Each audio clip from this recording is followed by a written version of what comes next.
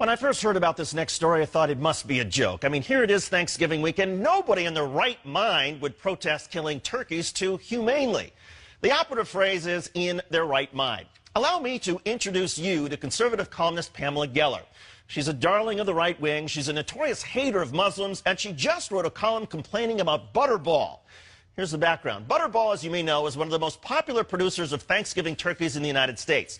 The company believes in making their product palatable to a variety of religious Americans. And to that end, Butterball recently confirmed its whole turkeys are certified halal. Halal is an Islamic term that refers to how animals are butchered, much like kosher butchering for Jewish people. Halal requires that an animal be killed in the most humane fashion possible by swiftly cutting the turkey's throat. According to Geller, this is a problem. Why should we be forced to conform to Islamic norms? It's Islamic supremacism on the march yet again. Yes, according to Pam Geller, it's Islamic supremacism. She went on to write, quote, non-Muslims in America and Europe don't deserve to have halal turkey forced upon them in this way, without their knowledge or consent. So this Thanksgiving, fight for your freedom.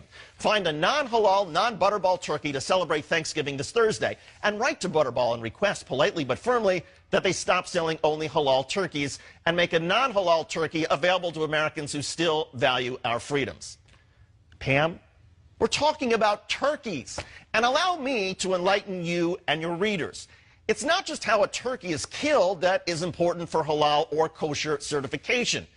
The animal must not be diseased. If the turkey has tumors or cysts, it's not certified. The meat must not come in contact with contaminants, like worms, bugs, dirt, feces, bacteria, things that are also not allowed by federal meat inspectors. All the blood must be allowed to drain out before packaging. Pam, you wrote, I wouldn't knowingly buy a halal turkey, would you? Actually, I would. In fact, most Americans who eat turkey would probably be more likely to buy a halal or kosher one if they knew what it stood for. But I want to help you protect your Thanksgiving from the threat of clean, healthy, humanely butchered meat. So I encourage you to go to a turkey farm tomorrow, ask for the most diseased animal around, clobber it over the head with a dull hammer, but not too hard because you want the bird to suffer for a while.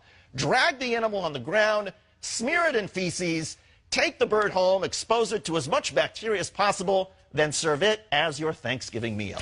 After all, as you wrote, who wants halal turkeys, especially on a day in which we are giving thanks to God for our freedom? Exercise your freedom, Pam. Go with diseased, dirty, infected turkey meat, and let us know how your family and guests enjoy the holiday at your house or whatever insane asylum these days you are calling home.